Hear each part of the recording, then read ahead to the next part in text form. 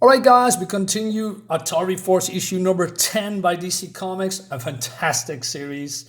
Again, so good, great sci-fi series, and a lot of twists and turns, and art looks great by Gerry Conway and Jose Luis Garcia. I believe Gerry Conway is the writer. You probably know him from a lot of DC comics, GSA, Superman, a lot of them. And Jose Luis Garcia, Lopez, fantastic artist. All right, Blackjack is back. And he's doing his usual carefree, bounty hunter-esque maneuvers here with, with Dart, who thought that he was dead, because that's what we all thought in the last issues, right? And we're going to show how that happens. If you're new to this channel, I recommend, watching my videos about the series. It is fantastic. Dart's, of course, very happy that he's still alive. There's some color error here because, she has a different complexion. So, yeah. Pangrat sees what's going on. He says, oh, I thought I was the only stowaway here, but I don't know. He says, what he's doing here. So, Morpheus says, hey, do you have seen Dart? And then, well, this is happening. He says, hey, nice to meet you. Later, okay? So Morpheus, explains the part that Blackjack is back to Martin here, but Martin has questions about his return. Love the visual storytelling here in the back. And he says, according to what Dart told us weeks ago, the mercenary friend of hers died in a trap set by the Destroyer. She confirmed it, saw it. So he thinks that, he must be an imposter. So, but Morpheus says that he took some blood samples of him, and according to the data files on the mainframe computer, he is the real deal. Martin says it stinks. You're an empath, Morpheus. Get close to him. Try to read his mind if you can. I lay odds he's been sent by the Destroyer. I feel it in my bones. Now, Martin is, of course, very cautious, very, suspicious, right? He questions everything. That's his... his plus and it's his strengths and his weakness. That is what I'm trying to say, right? Meanwhile, we have Taz here, and Taz is sick somehow, and it's stomach problems and wants to be left alone. Meanwhile, we have Christopher, who is has a habit of falling from trees or from the sky because he can phase through the multiverse. And this is New Earth, by the way, on the other side of the multiverse. And he has a fling with this woman, but, I'm not sure why he still goes back here, because she's not to be trusted. So he's been shot by a guy called Hunter. And he basically explains to her that it was all a setup and that they are, need to... because the Scanner 1, this spaceship, right, that they are on... They have stolen it, and now they are being hunted, fugitives. And he says, "No, it is all a mistake, and I'm coming here to prove my everybody's wrong, by hoping that she could convince her dad, who is, I believe, a senator, call off the hunt." And he basically pleads for help, right? He says, "Melissa, I need your help. You and me, we used to love each other before your father shoved between us." But then she says, "You know what my father said about you in the World Senate? You said you were a genetic freak and that you and your father were renegades." And then she's calling the guard Rob. Looks great. And hold him. Called security on your comlink. Daddy thought you might come back, Chris. He wanted to protect me. All right, but he can phase through, multiverses, right? That's part of his phasing powers. His powers in general. Thanks a lot, Melissa. Nice to know how much we mean to each other. Do me a favor, girl. Okay, go to hell. And of course, he's reporting to Hunter, and Hunter says, "Calm down. Tell me everything you know." Right? Okay.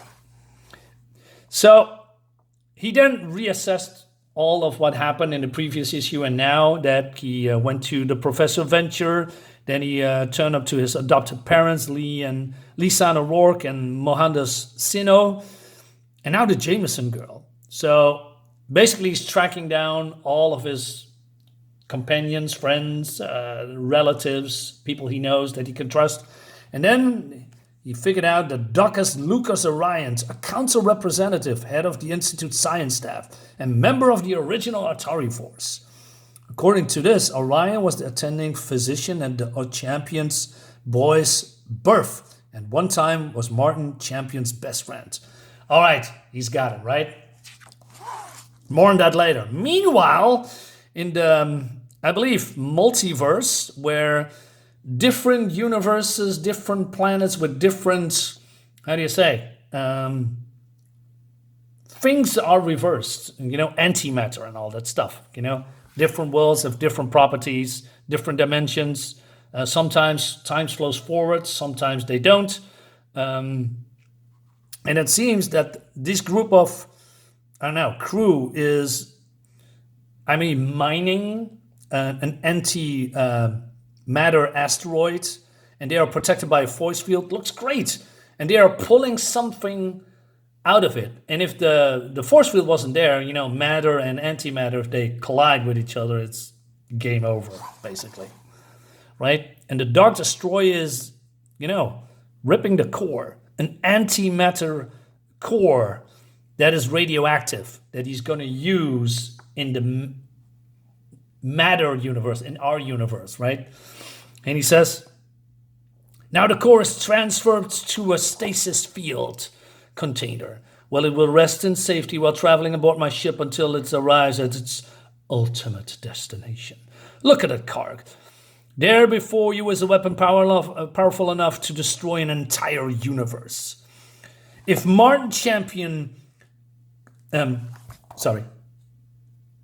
only knew what I have in mind for his beloved human race, the shock might kill him. But he says, no, I need him alive. I need him alive and well to see, if that's going to happen, right?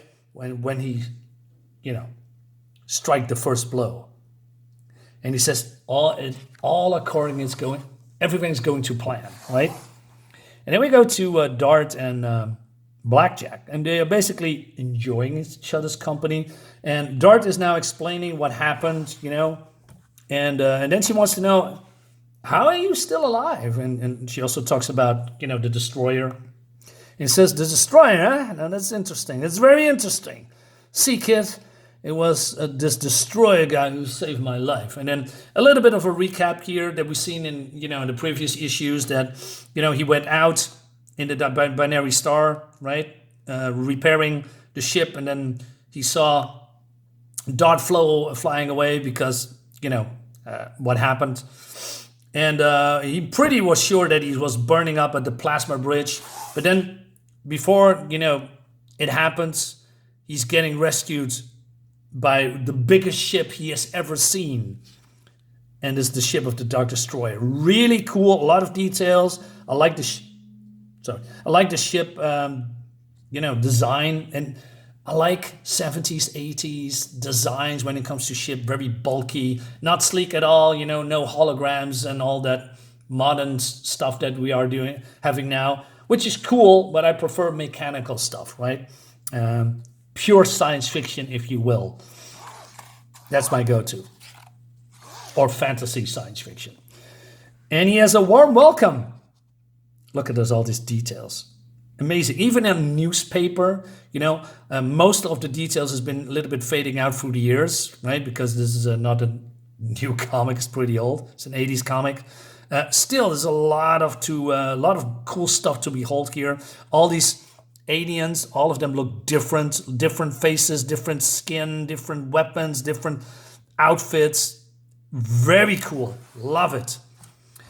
So he doesn't know why he's been locked up. He's getting he got a beating from the crew, and he's being fed by this creature that has dog DNA or something, or reminds me of a mongrel dog. And it likes scratches, right? So basically gaining his trust. But he still doesn't know why the destroyer saved him and what he wants with him, right? So One time he basically escaped, and he said, I felt bad doing it. And this was in the previous issue, right? Or the issue before that, I believe previous issue. He saw that she was escaping or, letting go of the destroyer's ship, nice ship design. He says, I couldn't believe my eyes. There were you, Dart, climbing into a scout ship with a bunch of people I never seen before. You were maybe 50 meters away, but there was a whole crew of beasties between me and you. It was like falling into the binary star all over again. All I could do was watch you fly away. So then later he, stole a small scout ship, followed her trail, and he's here. So she said, what did Destroyer want with you, Blackjack, and why didn't you see him? Who knows, kid? Maybe he was intimidated by my rugged good looks. It doesn't make sense. If he captured you, it's because he wanted to use you against me. So why didn't he when he had the chance? What's the difference? We're together again, kid. That's all that matters. And she's all swooning over him, right? Right. Meaning, Christopher is phasing in, weak, bleeding out, and of course, Hunter was right. He was going to Lucas Orion, and then Lucas basically, treated him, and he was passed out, and he's now coming back. I love this effect that he is now regaining consciousness, right? He says, "What are you doing here?" He says, "Now, what was you said when you came in about the Dark Destroyer? Did your father tell you about him?" "Not Dad. Dr. Lisan and Mohandas, they sent you guys in the original Atari Force were almost killed by the Destroyer twice. They told me about the first time, but then, they were interrupted." So basically, Lucas here is continuing the story when they are, exploring the multiverse and then landing on some kind of a planet. And they are being hailed, I guess, by this guy that is introducing himself as a custodian. "If you wish to join the ethical structure of a universe, you must make your case to the first custodians on Centerworld itself. According to the AVR, the custodians of life were the most peaceful, most ethical beings in the galaxy, though it had not always been so. Once, half a millennium before, the living races of that universe almost committed racial suicide because of world-decimating wars. Now, they are being hailed here, but then something happens. Something happens here. "I had misgivings," says Lucas. "My scans of Centerworld has picked up another life reading from space. A pattern I thought I recognized, but my fears were dispelled by the welcome of the crowd until, in the space between one instant of the next, a change came over the smiling face of the custodians of life. A change that chilled the summer air, like the passing of a dark cloud before the sun. Omnious." So the crowd goes wild and something happened, so they had to retreat. I don't know how or why, but we outstayed our welcome. If this is a peaceful planet, I hate to see the warlike one. And then they are tracking the signal, and it's, the Dark Destroyer in this small planet or asteroid, and the custodians are basically attacking them, right? But the Destroyer is now looking different, right? Because, not now, but then. And they thought they destroyed it, when they first met the Destroyer. So they have to fight the custodians and also the psychic attacks of the Destroyer, and they also succumb to it, but Martin Champion would not let her have it, and he is just pushing the button of some kind of a devastating being, destroying the Destroyer in the process. That was the end of the custodians. That was the end. The custodians returned to their former cells. We signed a treaty along human immigration, and New Earth became the home of our race. Just like that? You sure the Destroyer didn't escape again? Your father came to believe the Destroyer was still alive somewhere, but I had no such delusion. But then Christopher says, the Destroyer that I met was totally different. it has a human form. It looked like a man. And he says, my God, if that's true. But then, oh no, it's Hunter. Seems to me you had enough time to pump him, Doc. The way it sounds to me, you hit a dead end. You fool, Hunter. There is more to this than we thought, more than a simple theft. We might have been wrong about Champion, wrong about everything. You lousy, you turned me in. I thought you were Dad's friend. No sense yelling at the good doctor boy. He's doing his job, like me. So let's make it official, shall we? Christopher Champion, also known as Tempest, you under arrest for high treason. And that leads us to the next awesome issue. I mean, I'm assuming that it's awesome, since this whole book is awesome. So guys, poor Christopher is being betrayed constantly. And betrayal is the name of the game of this book. Guys, let me know in the comments what you think about it. I'll see you next time. Have a great day. Bye-bye.